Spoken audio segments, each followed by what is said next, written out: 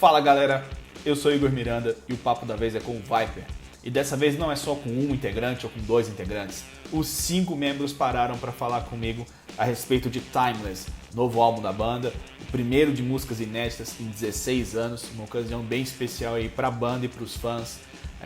Não só pelo disco, como também pelo retorno das atividades do Viper de forma um pouco mais regular, fazendo shows, que eles já vinham fazendo shows, a turnê iniciou antes mesmo do lançamento do disco. Mas é um retorno completo, com material novo, com músicas inéditas. Espero que vocês gostem desse papo tanto quanto eu gostei. Se liga!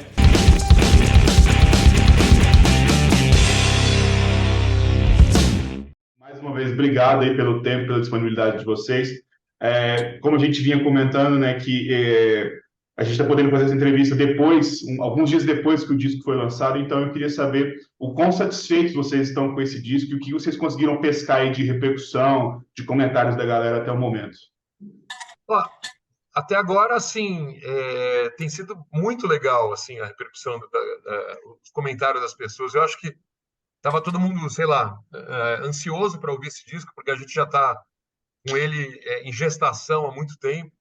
Então, as pessoas estavam bem curiosas, né? E esse disco foi um disco que ele foi saindo aos poucos também, porque a gente lançou 4 singles, né? Então, as pessoas meio que foram sacando como é que ele seria, mas agora com todo o material completo, as pessoas estão gostando bastante, assim. A repercussão nas redes sociais e dos comentários que mandam realmente tem sido muito legal. A gente queria agradecer todo mundo que aguentou, que esperou esse tempo todo aí para estar com a gente, né? Legal. Eu imagino que você já deve ter respondido essa pergunta que eu vou fazer já algumas vezes, mas como eu particularmente não sei a resposta, eu preciso perguntar. Por que vocês atrasaram a data de lançamento do disco em praticamente um ano, né? Já que estava marcado para sair inicialmente em julho do ano passado, se eu não me engano? Essa data foi totalmente aleatória. Ela surgiu, a data. O disco ainda estava sendo criado nessa época, ainda estava sendo gravado. Essa data surgiu, assim, acho que um pouco por ansiedade, mas o disco, eu sabia que o disco ainda ia ter um tempo de maturação para sair. Essa data foi um erro nosso. Não, a gente estava. A ansiedade foi também.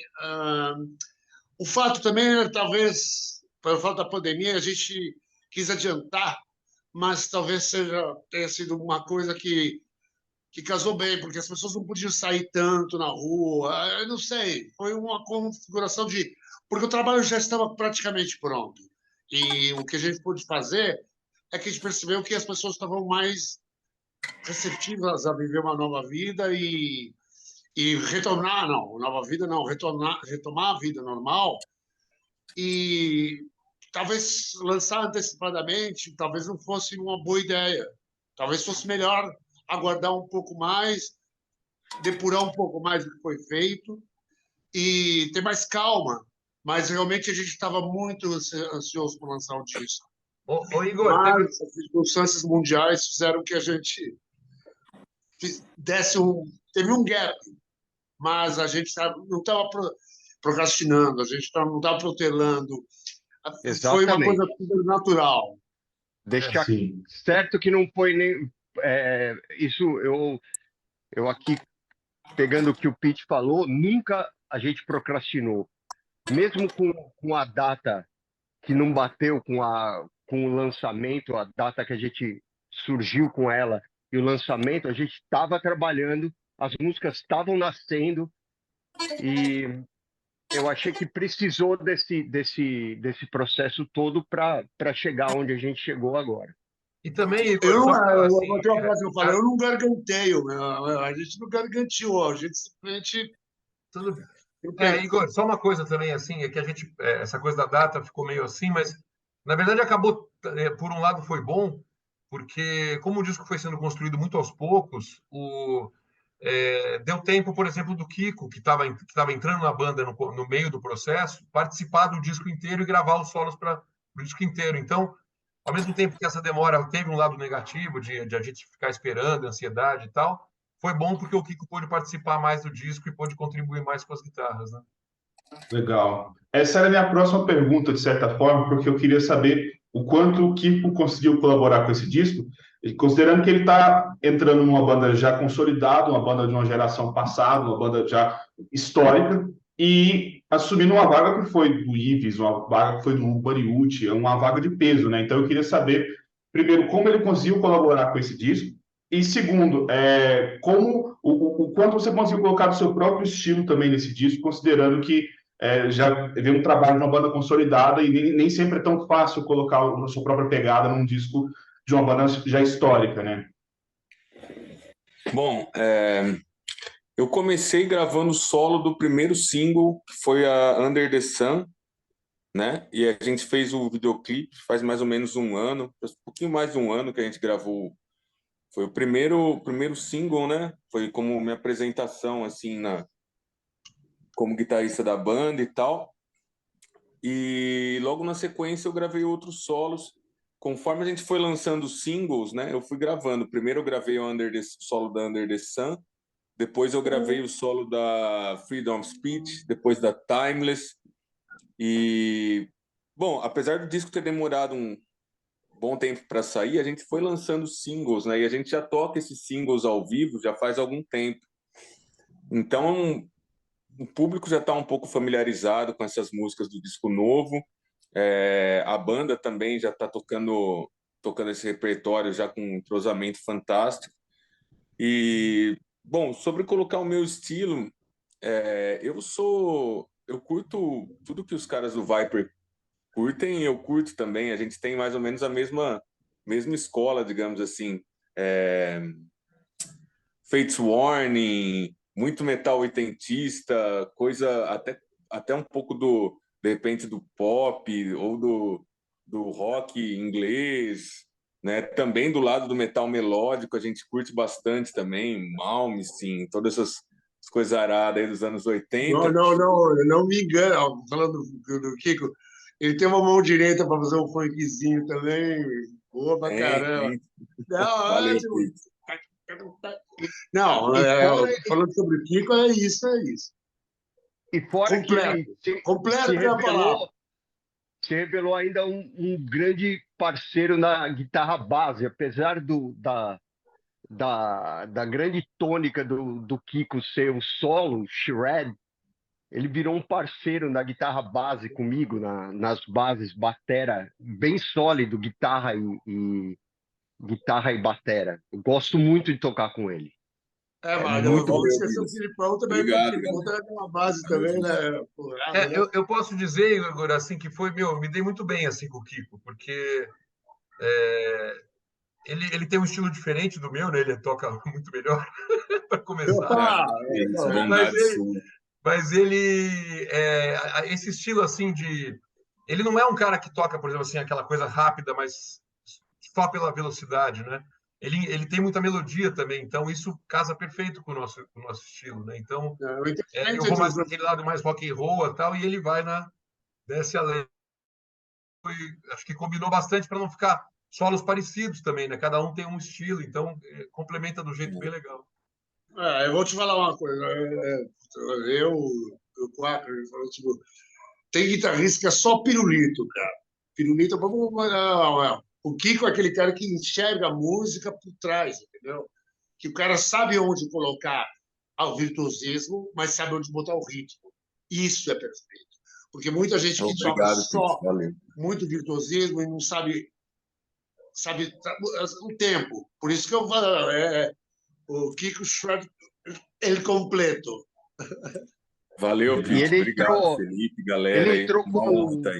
Ele entrou com o solo de Under the Sun, que foi o primeiro.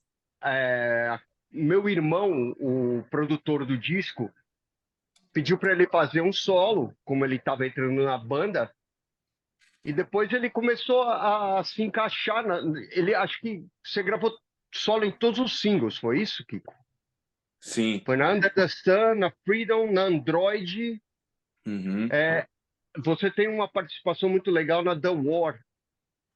Falando de The War, a gente vai falar muito dela. Também na música composição do Caçoilo, a Light in the Dark também. Uhum. Vem para trabalhar, né, meu amigo? Aqui não é Isso fácil, aí. não. Tamo aí, mano. Eu ia Vamos perguntar junto. sobre, eu ia perguntar também sobre o único cara que está ausente da entrevista, né, que é o Leandro. Ele está entrando, Aí ele está entrando. Espera para perguntar que ele já está entrando. Ele tá ele está entrando, que legal. Eu tinha uma pergunta especificamente sobre ele Pula também. para a próxima, daí você volta nessa. Legal. Eu ia perguntar sobre uma das músicas que eu tinha destacado para perguntar era justamente The War, né? Aproveitando o gancho que o Pete tomou aí, pelo que eu estava checando, é a música mais longa de toda a discografia do Viper, né? De longe, inclusive, acho que a segunda mais longa tinha 7 minutos, aí chega a ser rasgando com quase 10. Eu queria saber como é que foi o processo de composição e de gravação dessa faixa especificamente. Bem, a composição foi complicada porque, pô, falei, vou fazer uma música comprida. Não, foi a primeira coisa mais básica. Vamos fazer um musicão. Mas assim, tipo, aí eu tinha várias histórias de fazer, aí até o Guilherme brinca, né, que eu tava com tanta letra jogada no chão que parecia um tapete, né? Aí eu jogava tudo fora, pegava e fazia de novo a letra. E é uma história bonita, assim, tipo, que fala sobre... Engraçado que logo depois disso saiu a guerra da Ucrânia, cara. E tem tudo a ver com um momento, uma coisa que até me tocou, assim, falar sobre o quanto a guerra é um cara que vai para a guerra pegando um navio e indo para o desconhecido e descobrir que a vida é difícil. Mas ele lembra das coisas antigas, da namorada, do negócio, e isso é bacana. Agora, é uma música que a gente quer fazer, ou um clipe, ou fazer uma coisa e tocar ao vivo, porque realmente é uma coisa importante. É uma música bacana, bonita, assim, sabe? Tocante. Ô, Igor, eu vou contar um pouco do processo dela, que a gente... Ela inicialmente A música era é um negócio... engraçada. Ela deu trabalho porque ela era enorme, mas a música é fácil quando você entende ela. A The War é uma peça em 3 atos. São 3 guerras que se passam.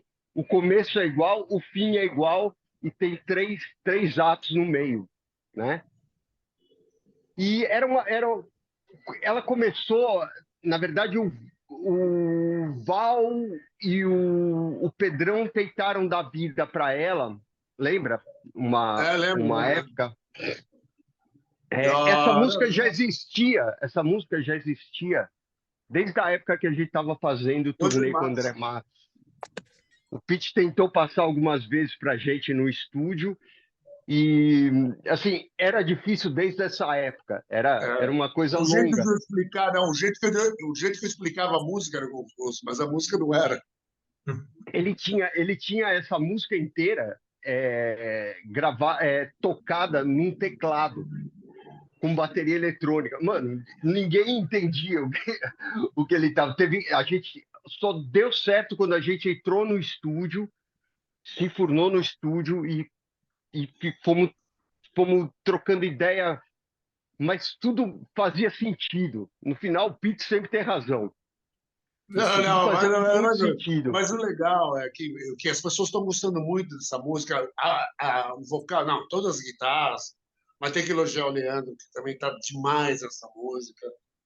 E, pô, não, um trabalho complexo, mas é difícil uma banda hoje com uma música de 10 minutos assim, e que chama a atenção das pessoas, porque elas varia muito de uma coisa para outra, parece que tem 3 músicas em uma, mas tudo flui muito naturalmente. E eu tenho certeza que as pessoas vão querer ouvir essa música ao vivo pelo menos uma vez. Uma vez, 2, talvez. Quem sabe 3, né? Queria Tá. só... Não, não eu tem queria- problema, porque ela é suave, parece negócio, mas ela nunca é chata. Não, Ela com toda hora certeza. surpreende. Sim. Eu queria saudar o Leandro, né, que acabou entrando aí ao longo da entrevista. Obrigado aí pelo seu tempo, pela sua disponibilidade. Eu tinha uma pergunta, E agora aí, te escuto? Vamos tá me ver. escutando? Agora estou escutando, agora é você. Estava Desculpa, confundindo com outras vozes. tive que Problema levar a minha técnico. filha para a escola, deu uma atrasada aqui geral. Não, não esquenta não. Chegou em tempo. Eu até tinha uma pergunta para você que eu acabei pulando. Agora está na hora. Opa, Porque obrigado.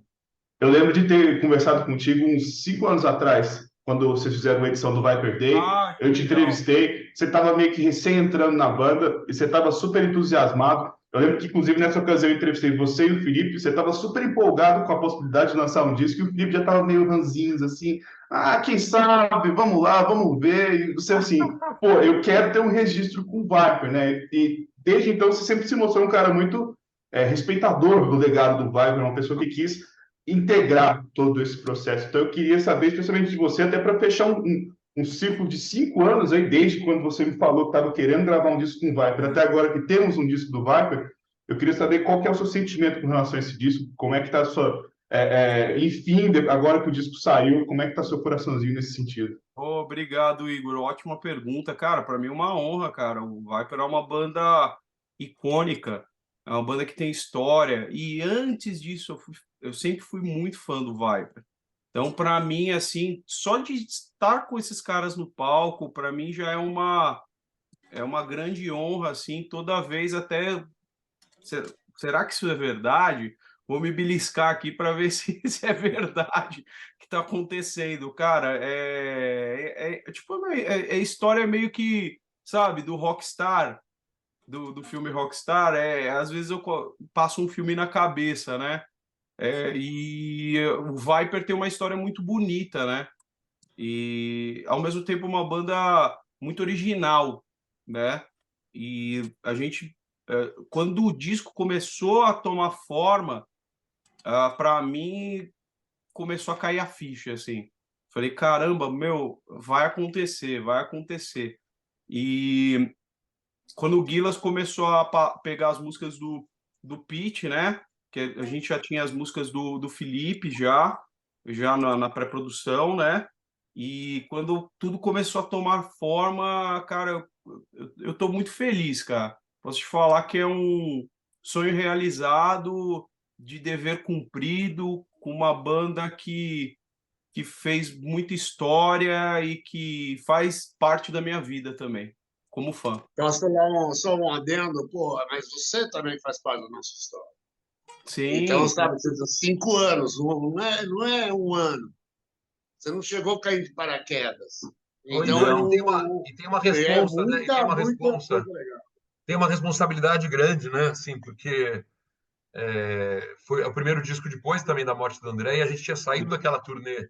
O Leandro entrou depois que a gente fez aquela turnê com o André, né? Que foi uma coisa muito marcante, assim, para os fãs e para a própria história da banda.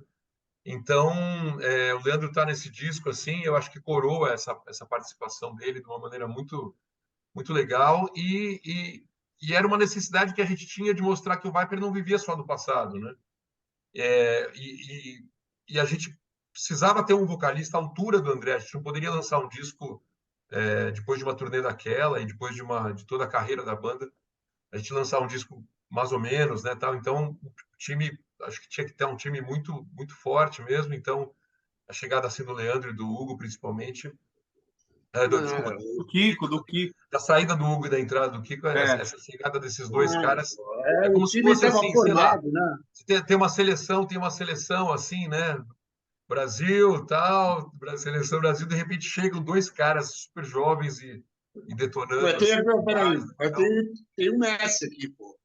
O que carregou sempre a história do Viper foi um grande vocalista e um grande compositor.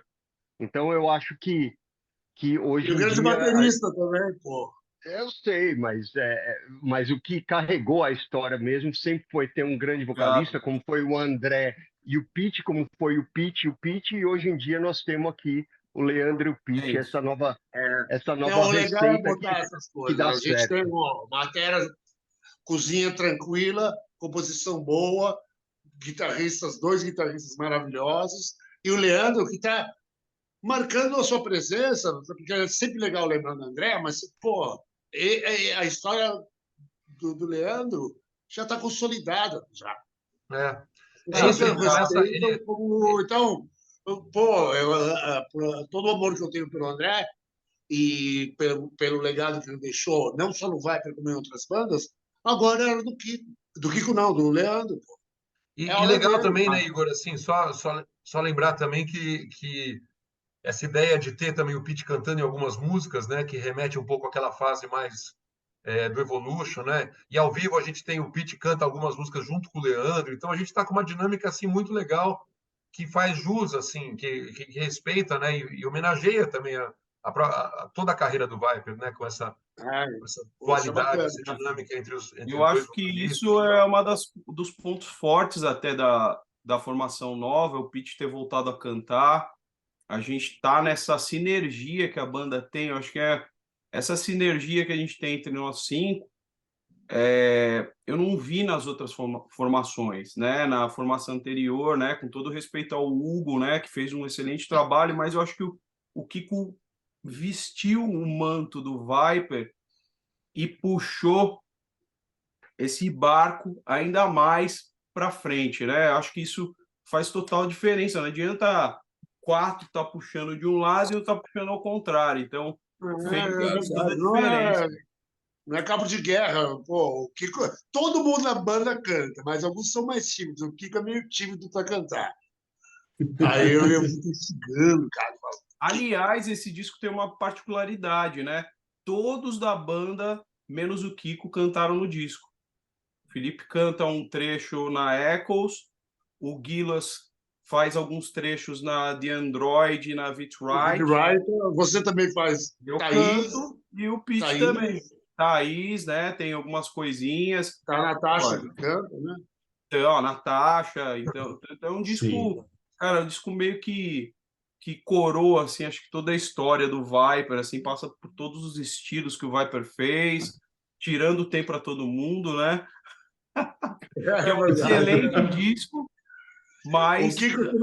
O Kiko não vai escapar de cantar, pelo menos os backs aí. Eu sei, mas ficar com esse vocal junto com o caçoeiro, fica covardia, né? O cara vai fazer tudo. Não, ao vivo o Kiko já tá fazendo bastante coisa. Né? Eu cutuco ele no palco. Olha aqui, Aí, ó. Eu Legal. já pus tudo. Eu ia só perguntar também sobre um ponto que vocês citaram aí, que também está presente no material promocional do disco, né? Que vocês citam que vocês buscam representar a sonoridade de várias fases do Viper.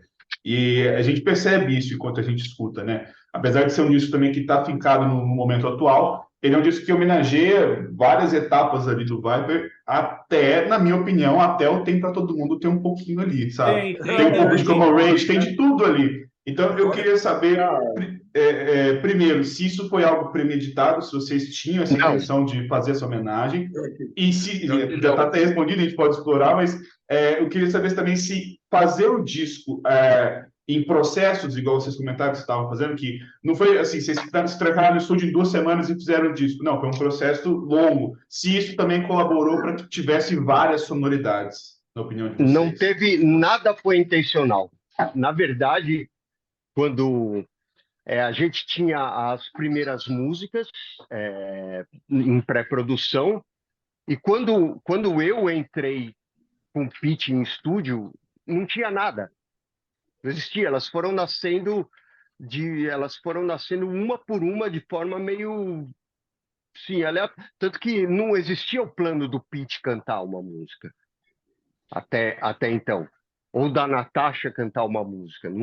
Isso foi tudo acontecendo em processo de criação. Por isso que talvez o grande diferencial do processo de lançamento do Timeless, de composição do Timeless, foi que realmente foi orgânico.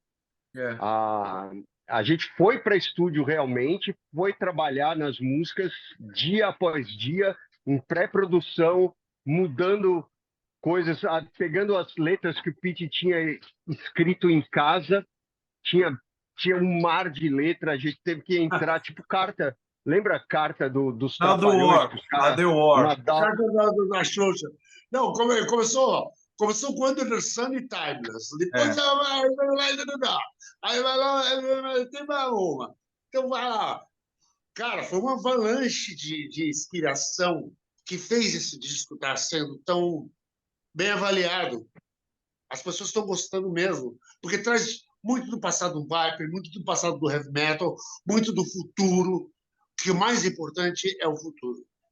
assim, a gente seguir em frente. O mais importante é seguir em frente.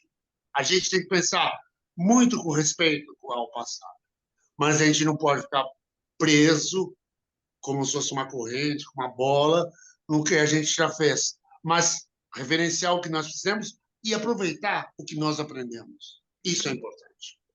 E vale lembrar, o Igor, que depois de muito tempo, eu acho que talvez a gente teve um processo de gravação onde teve envolvido um produtor. Eu acho que os últimos discos do Viper, por exemplo, o All My Life, foi uma visão só da banda, por exemplo, né?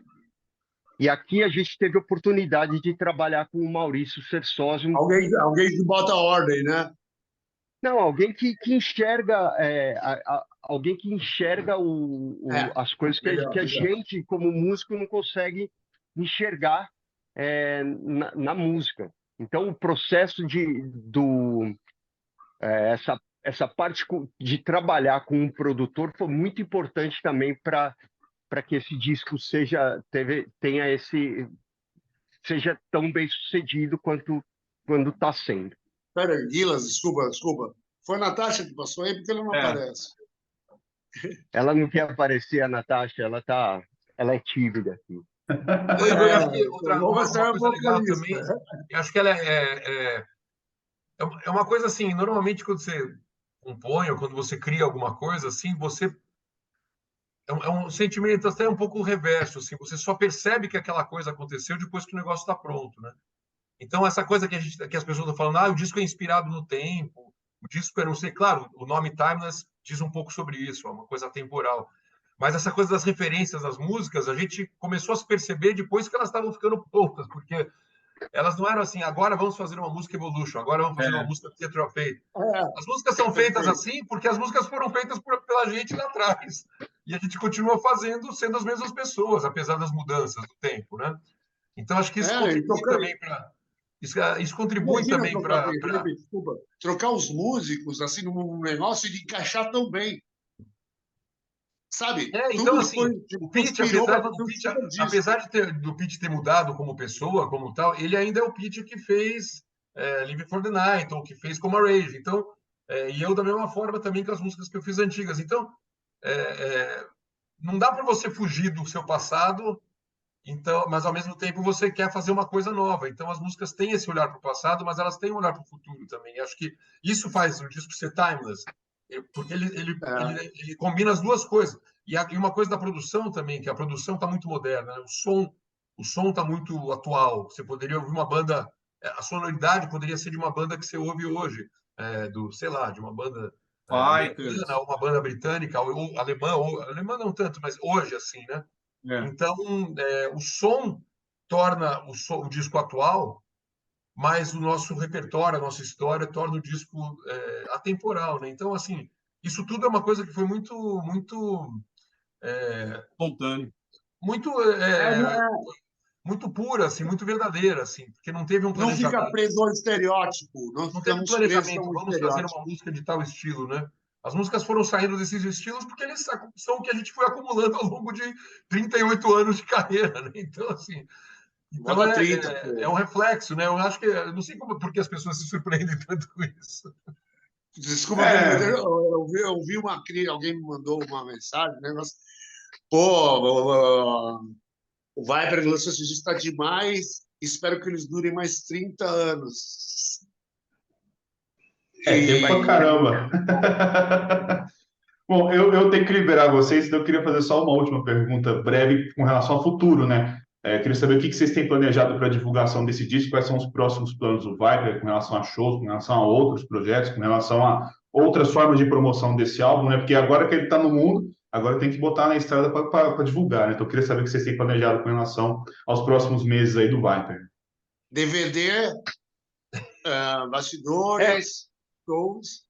Acho que de maneira mais imediata são os shows, né, Igor? Assim, a gente está na estrada, a gente já está divulgando esse disco, engraçado. Mesmo antes dele sair, a gente já estava na Timeless Tour. Normalmente, as bandas lançam as turnês depois do disco, a gente lançou antes, mas a gente já está na estrada e acho que, assim, a parte principal serão os shows, né? vamos tentar voltar para a Europa, tentar voltar para o Japão, tentar fazer todo esse caminho que a gente fez antigamente, né? E lançar aí, essa parte de lançar em vinil, essa outra coisa também, a gente também quer lançar algumas coisas especiais aí para os fãs mais para frente, né?